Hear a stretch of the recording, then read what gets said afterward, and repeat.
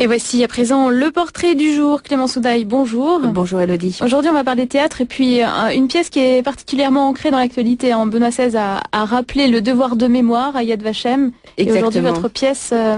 Une pièce assez dure qui nous parle des camps de concentration avec Jean-Louis Bachelet. Bonjour. Bonjour. Donc vous êtes auteur dramatique, metteur en scène. Vous venez d'écrire Regarde, meurs, souviens-toi. 3 moments de la vie d'une déportée à Ravensbrück. Le texte sort demain. Enfin, en tout cas, vous le signez demain. La pièce sera jouée à partir du 26 mai au théâtre de l'Île Saint-Louis. Alors pourquoi avoir choisi ce thème particulièrement dur ? Alors la question ne s'est pas tout à fait posée comme ça. J'ai été baigné un petit peu dans mon enfance dans le climat lié à l'après-guerre, puisque mes grands-parents ont été tués par les nazis.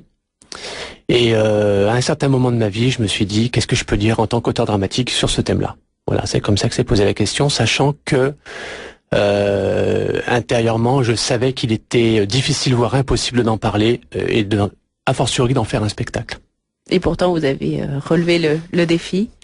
Alors, je ne sais pas si j'ai relevé le défi. Toujours est-il que j'ai essayé de laisser passer les témoignages que j'avais pu lire dans les 20 d'années précédentes et d'en faire un texte capable de transmettre quelque chose. C'est-à-dire que dans cette histoire, où est l'auteur dramatique, je ne sais pas.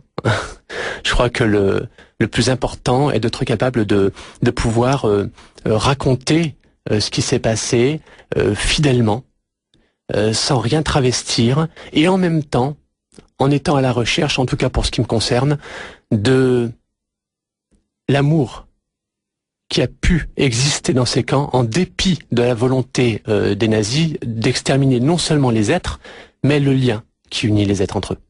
Vous êtes appuyé particulièrement sur un témoignage bien précis d'une déportée ? Oui, alors tout à fait. Bon, bien sûr, les témoignages maintenant sont bien connus du public. Il en est un, malgré tout, qui est resté un petit peu dans l'ombre. C'est celui de Micheline Morel, qui a été déportée donc à Ravensbrück, dans les mêmes années que Geneviève Antonios de Gaulle, que Germaine Tillion, que Charlotte Delbo. Et Micheline Morel a écrit un livre en 1957 qui s'appelait Un camp très ordinaire.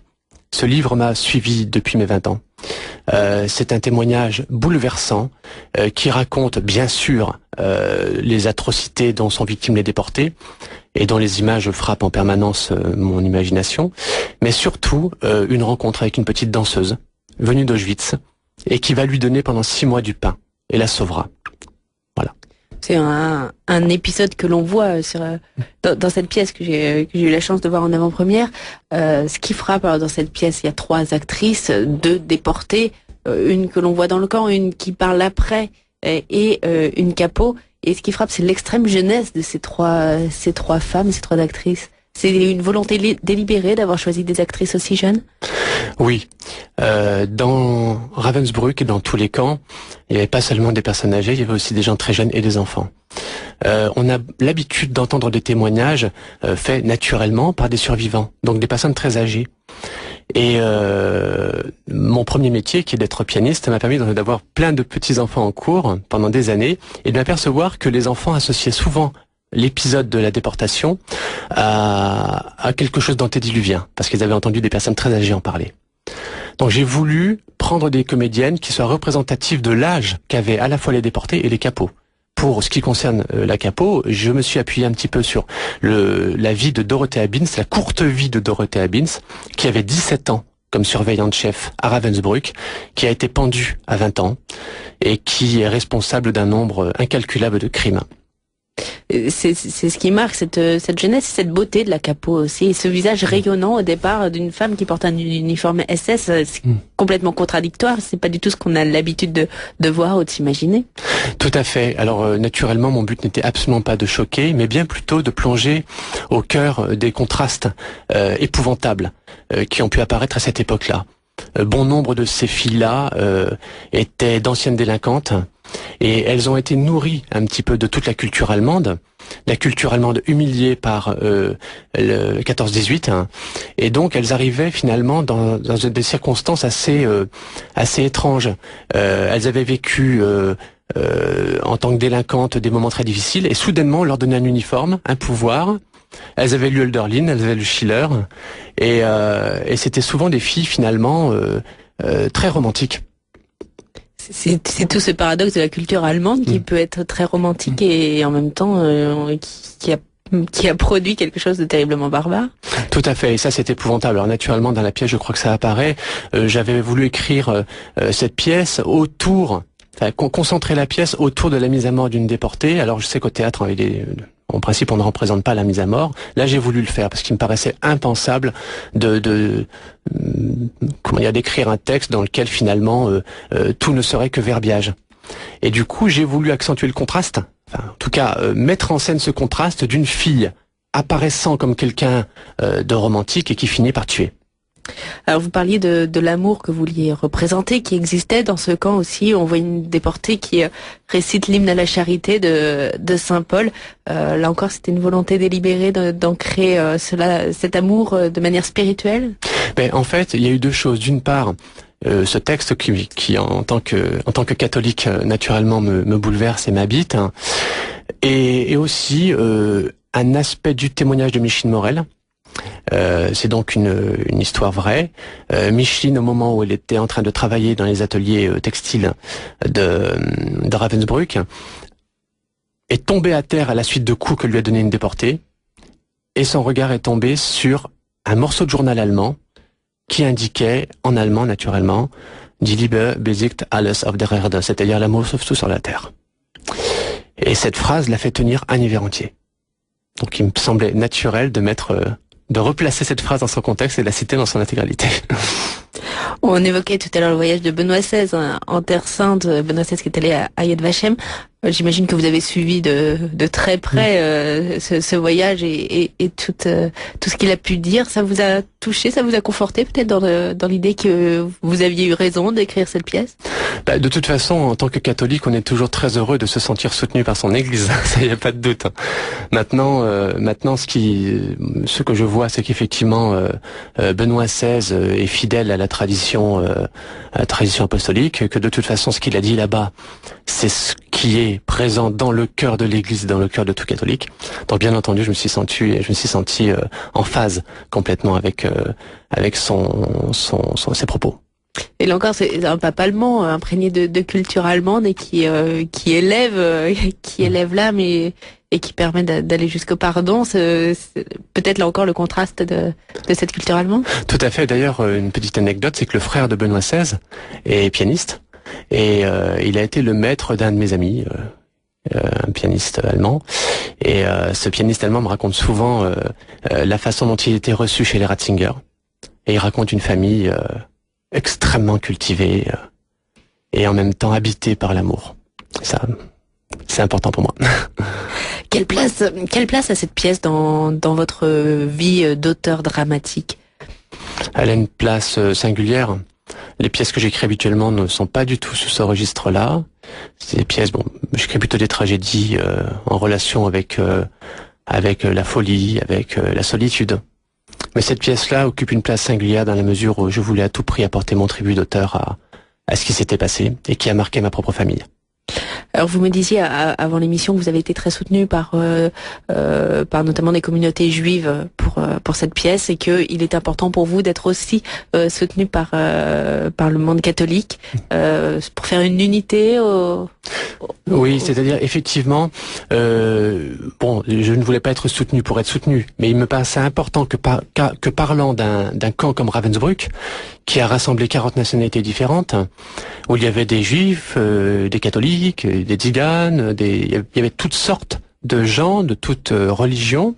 Il me paraissait important d'en faire une pièce qui rassemble et pas une pièce qui divise.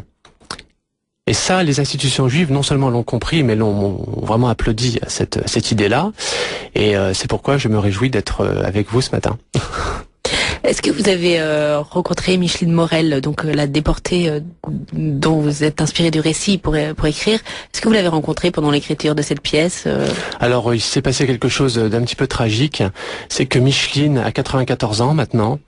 Elle est en maison de retraite. Elle est frappée de la maladie d'Alzheimer depuis 3 ans. Si je l'avais rencontrée avant, j'aurais pu lui parler de tout ça, et malheureusement, elle n'a pas été là pour l'entendre et pour le voir. En revanche, à l'avant-première, il y avait ses frères et sœurs qui étaient tous là. Et ça, pour moi, ça a été un témoignage magnifique parce que ils étaient là comme représentants de leur sœur, et c'était un grand moment pour moi. Ils vous en parlaient après, ils vous ont dit comment ils avaient reçu la pièce? Oui, en fait, par l'intermédiaire de mon blog, j'ai pu voir effectivement qu'ils en avaient été, ils avaient été très touchés, et que ils étaient heureux que la voix de leur sœur puisse se faire entendre de cette façon-là. Enfin, moi, là encore une fois, il s'agit pas de moi. Hein, je suis simplement heureux qu'une parole ait pu passer de cette façon-là et qu'elle puisse permettre de rassembler les gens, hein, vraiment. Je voudrais revenir aux 3 jeunes actrices que vous avez choisies. Donc elles sont particulièrement jeunes, elles n'ont pas connu bien sûr cette époque. Comment ont-elles vécu, comment se sont-elles appropriées ce texte? Alors votre question est très très intéressante et pertinente. Elles se sont appropriées ce texte de façon très disparate. Alioushka Binder, qui incarne la déportée qui sort du camp, est issue d'une famille qui a échappé à la Shoah par balle. Elle est donc, je dirais, un petit peu concernée charnellement par cette histoire, et ça se sent sur scène. C'est une fille qui est habitée par une souffrance à la mémoire de ce qui s'est passé, qui est tout à fait spontanée et naturelle. Aurélie Gantner, celle qui est dans le camp, l'a vécu de façon un petit peu moins directe, mais elle s'est approprié les choses à la mesure de son rôle. Dans le camp, elle incarne une fille qui veut devenir actrice, et je crois qu'elle a été capable de faire la synthèse des deux. Quant à Olivia, elle est allemande, et elle, en tant qu'allemande, il est important pour elle de montrer qu'en tant qu'allemande, toute capot qu'elle incarne, elle a un témoignage à apporter sur ce qui s'est passé. Voilà. D'ailleurs, la pièce s'ouvre sur une longue citation en allemand. C'était une volonté, là encore, de démarrer cette pièce par une phrase, par des paroles allemandes. Oui, c'est un petit peu singulier au départ. J'ai voulu un peu respecter le protocole. À Ravensbrück, il y avait 75% de capots qui étaient slaves. Donc en toute logique, j'aurais dû présenter une capo slave, mais je pense pas que le public aurait vraiment compris qu'une femme habillée en costume de la Waffen-SS parle russe. Donc fallait que ça soit particulièrement parlant. Voilà. Non, par contre, après, dans les prochaines représentations, on a bien l'intention de faire tourner l'ensemble. Faire tourner pour montrer la réalité, voilà, justement de ce qui se passait. Parce qu'il y avait des capos françaises aussi. Ah oui, voilà. Aussi. Oui. Ah, c'est intéressant de savoir. Et donc vous avez publié le texte de cette pièce qui sort aux éditions Les Provinciales. D'ailleurs, vous avez fait une signature demain, on peut l'annoncer, à la librairie Racine, donc dans le 6e arrondissement. Ça sera de 17h à 21h. Pour ceux qui veulent venir vous rencontrer et discuter avec vous. Mais alors sinon, je peux inviter tous ceux qui veulent à se rendre aux représentations qui démarrent le 26 mai jusqu'au 28 juin. Donc Regarde, meurs, souviens-toi, 3 moments de la vie d'une déportée à Ravensbrück. Donc c'est au théâtre de l'île Saint-Louis. On peut donner le numéro de téléphone pour ceux qui veulent plus de renseignements. 01 46 33 48 65. 01 46 33 48 65. Merci beaucoup Jean-Louis Bachelet. Merci à vous de m'avoir reçu. Merci à tous les deux. Voici à présent un nouveau volet de questions de foi. Je vous rappelle le thème que nous abordons cette semaine. Qu'est-ce que l'âme? Vaste question.